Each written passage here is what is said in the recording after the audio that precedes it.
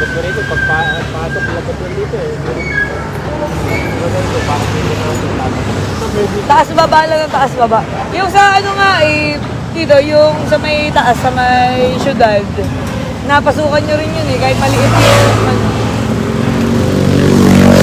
Yung greenhouse nga, ano na naman eh, may request na naman eh. Oo. Kaso backward ka kailangan.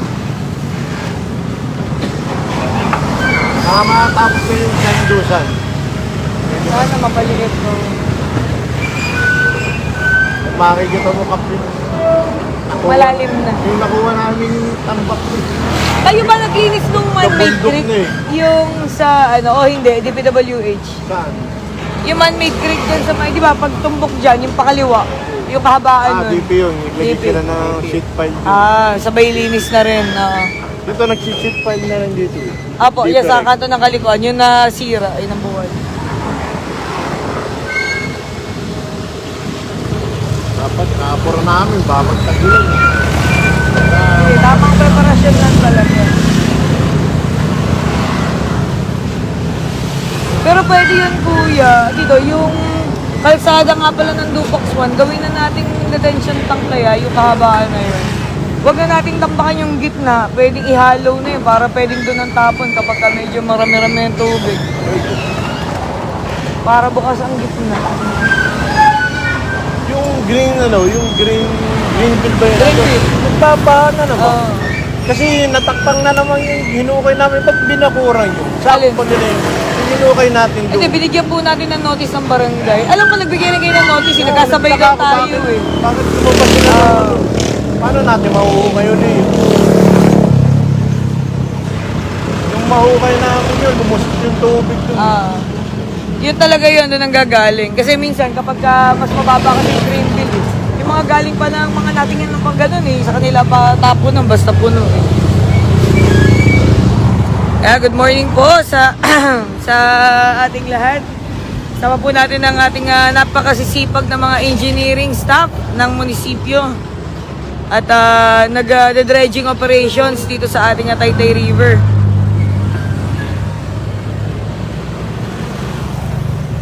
Tandem talaga kayo ni Kuya Bando. Hindi pwedeng yun. Eto, mga nilalagay lang Then, nare-request yung may-ari na baka pwedeng pupunuan. Pupunuan. Tapos tsaka sementohan. Pero bagay din kasi hindi na tayo kasi babatakin natin lahat kung yung lupa. Oo.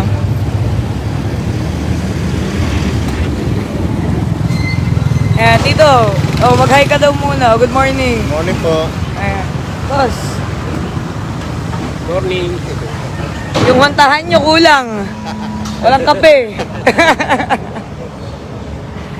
Teka. Pero kami lutuan dun eh. Doon sa dulo. Dahil papunta kayo roon. Oo. Ayan, nandito po sila sa tulay po na boundary po na maghay muna. Boundary po ng San Juan at Santa Ana. Itong Taytay River portion po na pababa ng Exodus ng Sapamputol sa may triple box culvert. Napakagaling ni Bumblebee oh. Isang kalahig lang. Ano to? 0.5 cubic. Ano ang bakit neto? 0.5, 0.6. 0.5 cubic agad. Yan. Hello po, Ate Lulu Cordero. Yung sapa po sa dulo ng kami. Ang ating Maningning Creek po yan. Ayan, na-request po natin dahil hindi po maibaba ang ating backhoe, baka tumaob. Kaya sa darating po na Biyernes, magkakaroon po tayo ng clean up drive po dyan sa Maningning Creek.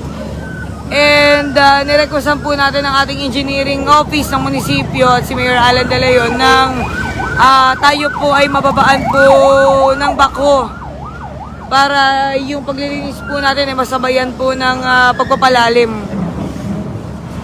Binuksan po nila ang nilagay dito ng Barangay San Juan na trash trap. At sila po ay nanggaling na pa dun sa kaduluhan, sa triple box culvert na lalabas sa Manggahan Floodway.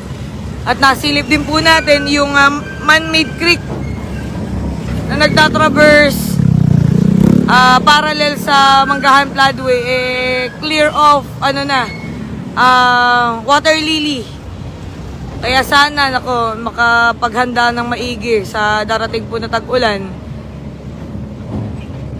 Boss! Ayan, hi hello kay Kuya Pando. Ayan, hi hello daw po, Engineer Deo, kung nanonood po kayo. Ayan, hi daw po. Napakalaking bagay po na meron tayong ganitong amphibious backhoe ang ating munisipyo. Dahil yung trabaho ng 20-30 katao ay nagagawa lamang po ng iilan. Efficient, tsaka practical yung dulot po ng ganitong heavy equipment. Hello po Ate Sophia Resurrection. Hello po Ate Irish Corson San Juan. Good morning po sa inyong lahat at napakagandang morning talaga na makita po na may mga kumikilos po para sa ating mga ilog at sapa. Hindi tumitigil sa araw-araw po na gawain. May nakatoka talaga dahil prioridad po, napakalagaan po ang ating mga ilog at sapa at mga waterways.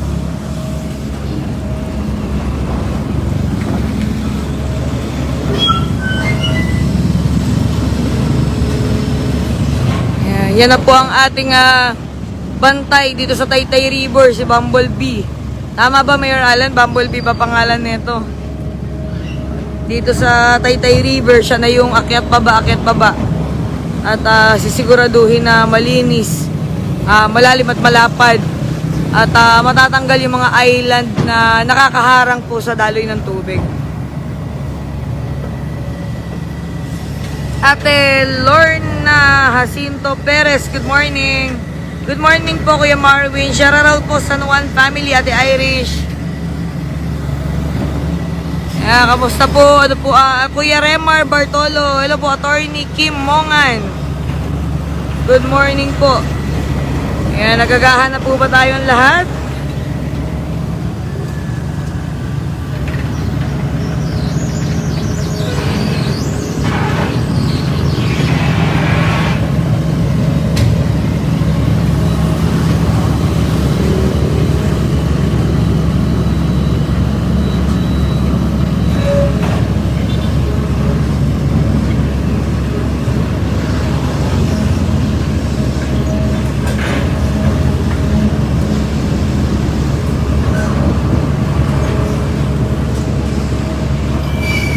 Ganda nitong amphibious backhoe talaga.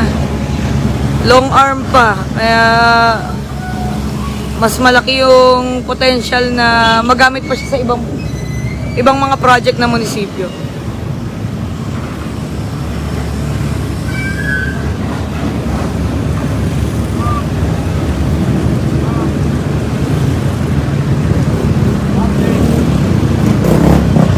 Boss, good morning. Hi ka naman.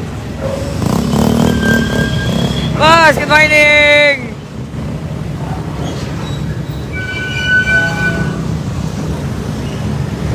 Muuga-uga tong panlakas ng ng vibration. Hi naman po, Golden Haven Enterprises Hardware. Ay, good morning! Oy, dahan-dahan na. Good morning po. Oh, good morning! Ang lakas ng vibration dito sa tulay. Lalo na pagka nagkakasabay-sabay yung mga malalaking trucks.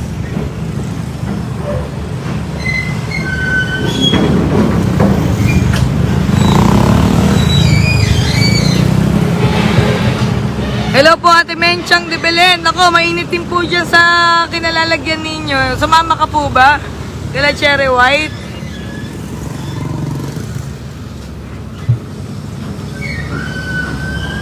Hello po, Kuya Ate Michelle De Leon, Rowena Riego, Robert Sanggalang, Ate Dinah Rose Escobido, nandiyan ka na ba sa Bausi? Ate Georgie Cruz Mendoza, Kuya Rodel Manabat, hello po, Pres. Kamusta po? Good morning. Blake Shapi, Ate Miles Santos ng Bagong Ugong, Verly, yan. Babasahin ko baligtad. Ayan, Leslie Kabilangan, Engine Padua, Attorney Eric Balestero, good morning. Amy Rayos del Sol Mercado, Jeffrey Francisco, Ate Lenny Santos. Ayan, muli narito po tayo sa tulay ng boundary ng Barangay San Juan at Barangay Santa Ana along Highway 2000 Phase 2. Dito po naka-deploy ngayon si Bumblebee para mag-dredging po at magpalalim, mag-desilt po ng ating Taytay River. Katulad nga po ng sinabi ko kanina, ito na po yung nakatalaga na mangangalaga dito sa ating Taytay River. Akyat baba po siya hanggat kaya nung lapad nung ilog at makakapasok po siya. Hindi madadamage yung ating mga slow protection. Ayan, siya po yung papasada dyan. So medyo upper Taytay River ang kaya niyang suungin hanggang Bukana po ng Marimar.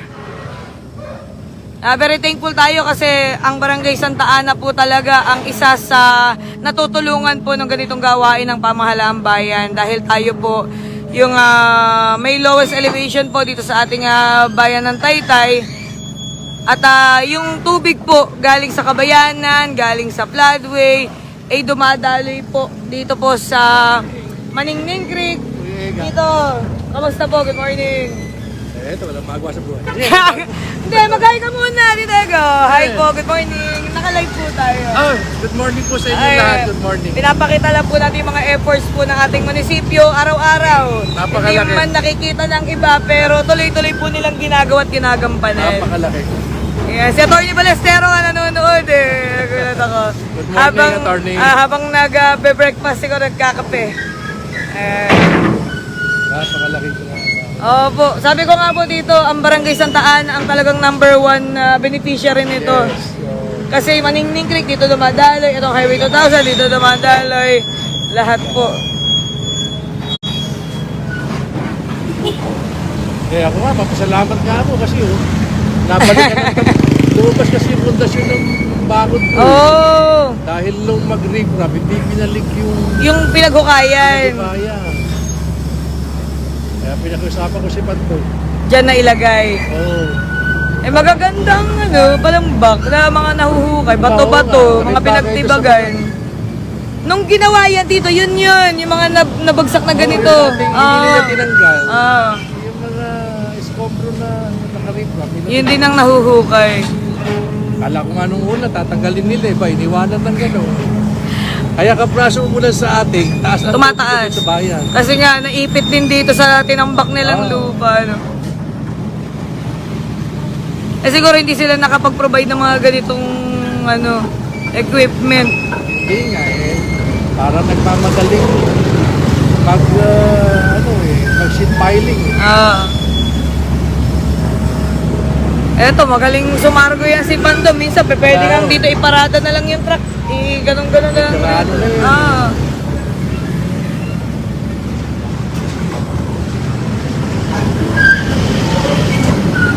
Guys, kung talaga yung kami ng papa mo si Pando na yan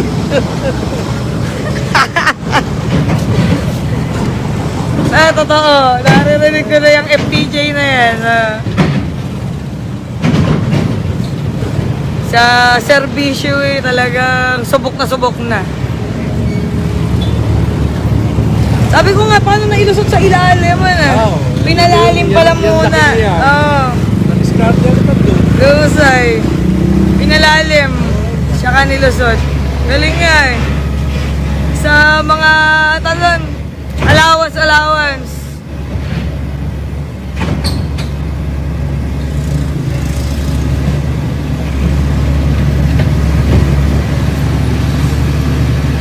Morning po, Ate Grace, Sir Pawan, Legaspi. Good morning.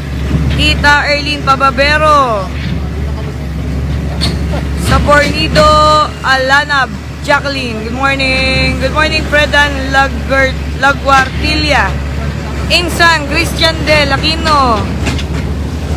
Kuya Teddy Garces. Sana mabaybay din sa aming Ciudad del Sol 2 at 1. Tita Mari B. Marubit, yan katulad sinabi ko kanina. Yung lapad po ng ating amphibious backhoe.